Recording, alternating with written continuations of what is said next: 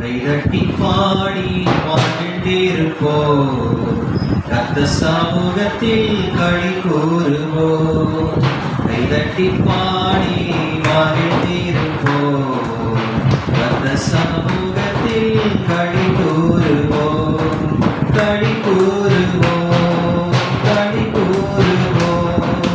கர்த்தர் சொன்ன வாக்கு தத்தம் சொல்லி மகிழ்வோம். களி கூறுவோம்,